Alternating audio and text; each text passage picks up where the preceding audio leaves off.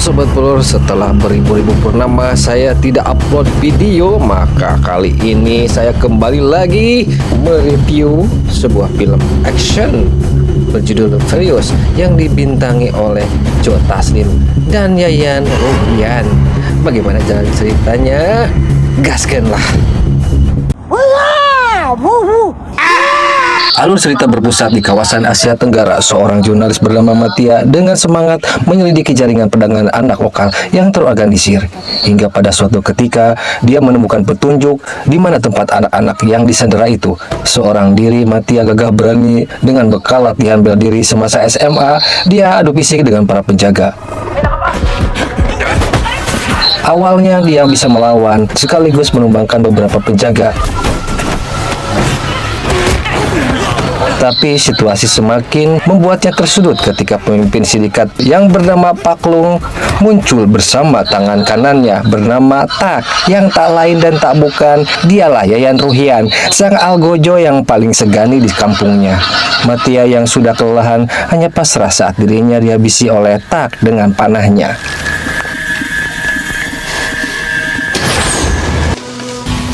Dan ya, inilah Joe Taslim yang berperan sebagai Navin, suami Mattia, jurnalis yang di awal adegan film ini tewas di tangan Tak. Navin yang bingung dengan menghilangnya Mattia yang cukup misterius terus berusaha mencari informasi dan menyamar sebagai calon pembeli anak. Lalu dia berusaha menggali informasi dari seorang oknum pelaku kejahatan bernama Duyeh Kribo dan membujuknya untuk mempertemukan dia dengan bos komplotan perdagangan anak di daerah itu.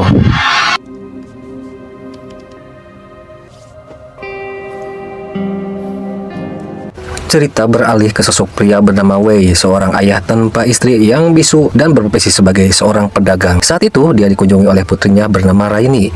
Berbeda dengan ayahnya yang bersifat introvert. Gak introvert gimana tuh pemirsa, kan dia teh bisu, gak bisa ngomong gitu ya.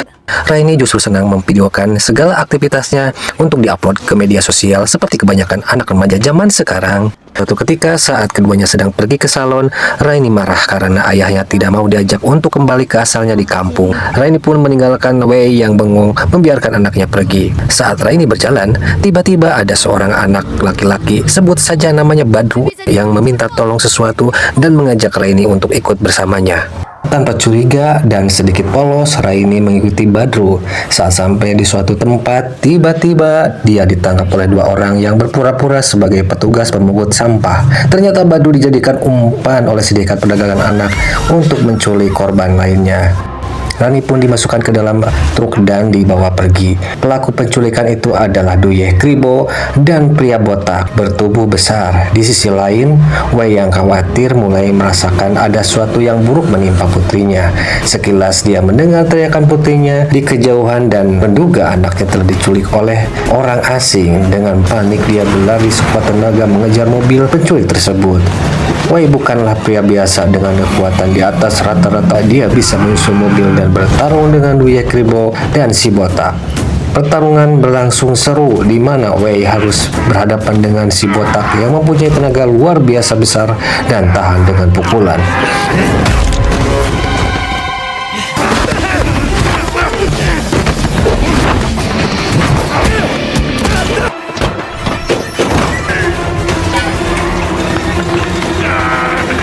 Namun apa mau dikata, Wei pun harus menerima kenyataan anaknya diculik dan membiarkan para pelaku pergi tanpa bisa dicegahnya.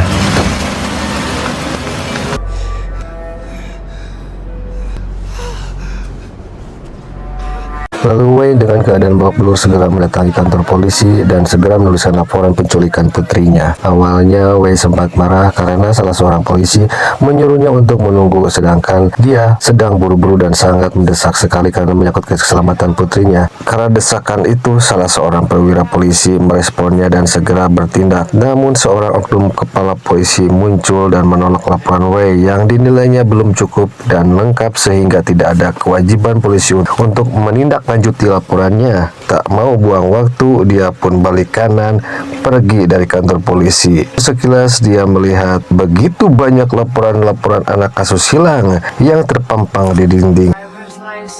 Wei pun memutuskan untuk sendiri mencari pelaku penculik putrinya berdasarkan ingatannya pada satu pamflet yang dilihatnya saat bertarung di atas truk yang mengarah pada suatu tempat ilegal yang menggelar arena tarung bebas.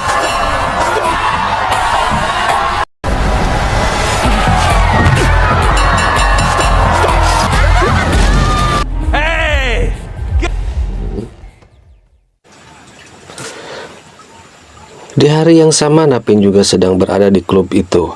Dia diantar si Kribo menemui sang bos bernama Song yang memimpin organisasi haram tersebut. It's fucking time. Your fucking time. Awalnya Song mencurigai Navin, tapi kemudian menyambutnya dengan baik. Sementara itu, di dalam klub terjadi keributan antara Wei dengan anak buah Song.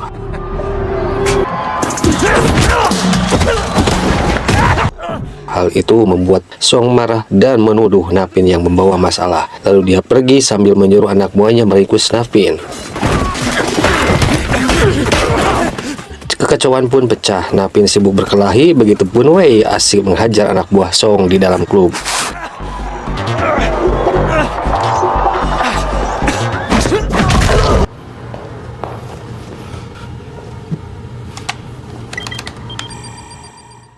Saat Napin sedang di ruangan CCTV dan mengambil data, Wei muncul dan mengira Napin anak buah Song. Keduanya pun terlibat pertarungan singkat.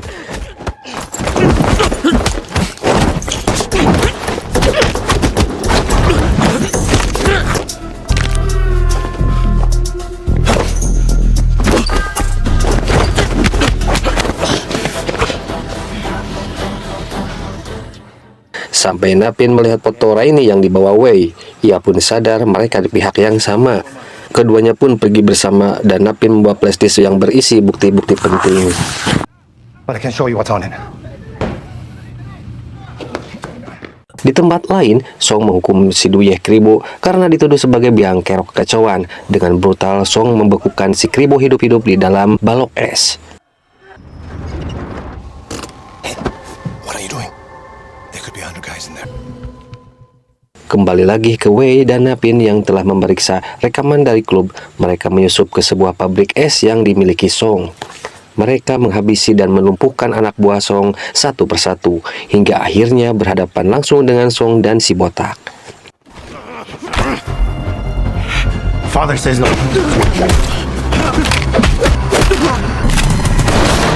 Die!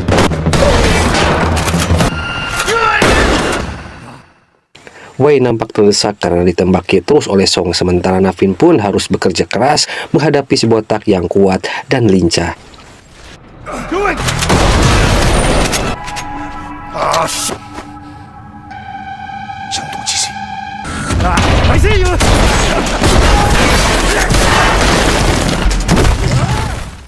Bos Song akhirnya bisa dilumpuhkan dan pingsan. Sekarang Wei dan Navin fokus menghadapi si botak yang begitu sulit untuk dikalahkan walaupun sudah dikeroyok oleh mereka berdua.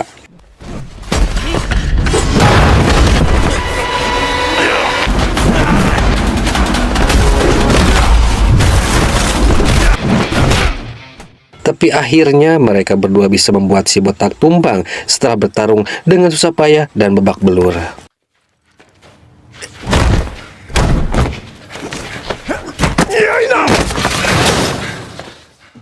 Keduanya memaksa Song yang sudah tersedar untuk bicara. Dengan amarah yang memuncak, keduanya menahan diri untuk tidak bertindak melewati batas pada Song. Akhirnya Song mengaku bahwa anak-anak yang diculik sudah dipindahkan dari pabrik es ke sebuah tempat bernama Snake Pit. The guys at the Snake Pit. No one's getting out. What the fuck is this Snake Pit? Adegan beralih ke rumah Pak Lung yang menerima info dari kepala polisi yang ternyata terlibat dalam bisnis haram ini, saudara-saudara, tentang kekacauan di klub dan pabrik pendingin. Pak Lung pun tak membuang waktu. Bersama tangan kanannya tak, beliau melenyapkan Song karena menduga informasi tentang Snake Pit sudah bocor. What you tell the Chinese mule? Kembali lagi ke Wei dan Nevin yang telah sampai di Snake Pit. Sebelum masuk, Nevin berinisiatif untuk live di medsos, namun tidak untuk joget-joget dan mengharapkan saweran pemirsa, melainkan menyiarkan langsung keberadaannya sekarang dan memberikan bukti-bukti kejahatan kepada publik tentang penculikan anak. Usaha Nevin terbukti efektif. Semua orang termasuk polisi meresponnya dan membuat semuanya menuju ke Snake Pit. Oh my god. Di dalam gedung, Raini yang berani mencoba kabur dengan anak lainnya, tapi para penculik mengejar dan menangkap dan mengurungnya kembali, kecuali Raini yang terselamatkan oleh kedatangan Nevin dan Wei. Nevin menyuruh Wei pergi bersama Raini, tapi Raini memberitahukan masih banyak anak-anak yang harus dibebaskan. Namun, Nevin tetap menyuruh mereka pergi dan akan sendiri menolong anak-anak yang diculik. Di luar gedung, para polisi sudah berkumpul dan siap bergerak. Namun, muncul lagi si oknum kepala polisi yang mencegah anak buahnya bergerak dengan alasan bahwa video di medsos itu hanyalah hoax dan hanya konten yang dibuat supaya banyak viewer dan FYP tentunya. Lalu muncullah serombongan preman bertampang garang membawa senjata tajam berjalan menuju gedung tanpa menghiraukan keberadaan para polisi. Di dalam gedung, Nevin sendirian mengamankan para anak-anak dari para penculik. Tiba-tiba Wei dan Raini muncul lagi membantu Nevin yang kewalahan menghadapi para cecunguk yang sekarang bertambah banyak. Raini mencari jalan keluar lewat atas gedung sehingga orang-orang dapat melihatnya dari kejauhan. Hal ini membuat orang-orang menyuruh polisi untuk segera bertindak. Salah satu perwira polisi wanita yang curiga dengan sikap kepala polisi akhirnya memutuskan untuk bergerak, diikuti oleh yang lainnya ke arah gedung, tidak mempedulikan kepala polisi yang tidak lagi diikuti perintahnya. Akhirnya, semua anak bisa keluar dari gedung bersamaan dengan para polisi yang datang di saat yang tepat meringkus para penjahat. Terlambat sedikit saja, mungkin Nevin dan Wei sekarang sudah pindah ke alam lain. Kejadian ini pun tersebar lewat berita dan ditonton oleh Pak Lung yang panik bisnisnya di ambang kehancuran. Dan panggilan dari mertuanya yang menyuruhnya bertemu, Pak Lung pun segera pergi ke rumahnya dengan kepala panas dan amarah yang bergejolak. Dia pun menemui mertuanya, seorang pengusaha kaya raya yang sudah berkumpul dengan antek-anteknya beserta oknum polisi yang sudah berada di sana. Sang mertua merasa jijik mengetahui menantunya terlibat bisnis perdagangan anak, meskipun sebenarnya dia pun seorang pengusaha bisnis kotor. Pak Lung kehilangan kontrol dan dengan emosi tinggi dia menyerang mertuanya, pengikutnya sekaligus kepala polisi tanpa ampun.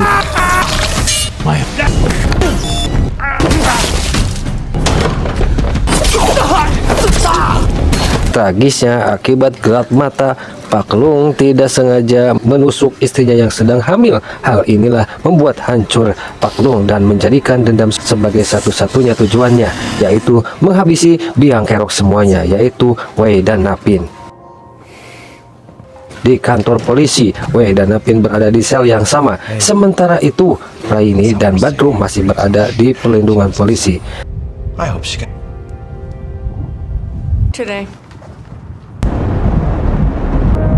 Tak menunggu lama, Pak Lung bersama Tak mendatangi kantor polisi. Dengan asiknya, Tak membantai secara brutal dengan panah kesayangannya seluruh anggota polisi tanpa ragu.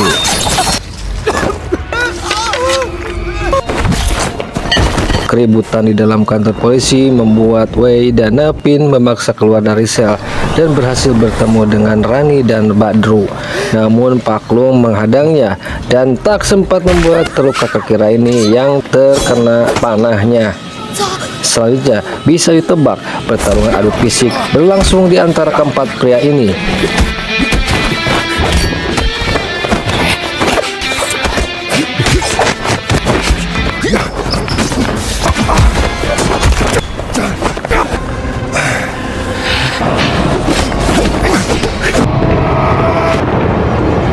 Di tengah pertarungan yang brutal muncul si botak yang membawa dendam dan langsung adu mekanik.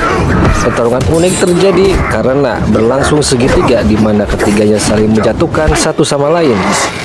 Pak Lung, Wei, dan si botak masing-masing memiliki kemampuan bela diri yang tinggi.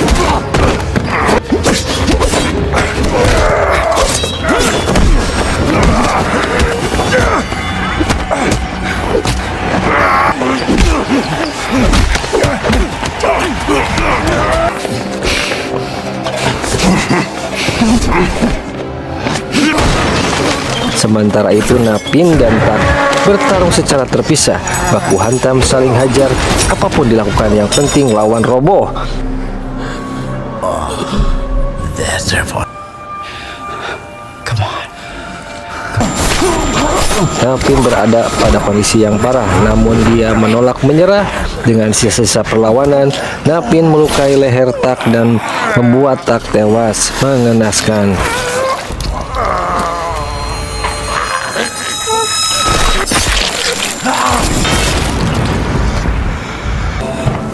Sementara itu di sudut lain, Paklung dan si botak yang bertarung berdua. Keduanya bergelut yang diakhiri dengan tewasnya si botak di tangan Paklung.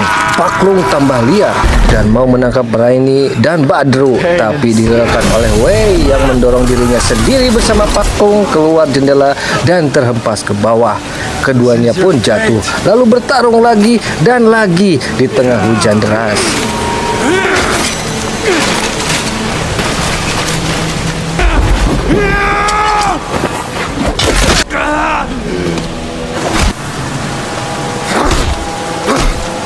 Keduanya saling menghantam tanpa ampun sampai sama-sama kelelahan. Paklung sempat dihajar habis-habisan oleh Wei, namun berhenti setelah dicegah oleh Raini.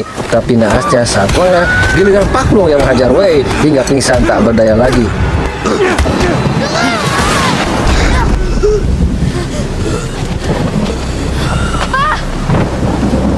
我们一起练功夫，不能摔。 Sempat didorong oleh Badru, Paklung berdiri dengan susah payah dan berjalan meninggalkan tempat itu sambil bergumam tentang istrinya dan anaknya. Namun beberapa langkah kemudian ia jatuh dan tewas, mungkin akibat luka dalam yang dideritanya. Cerita pun berakhir. Mirai.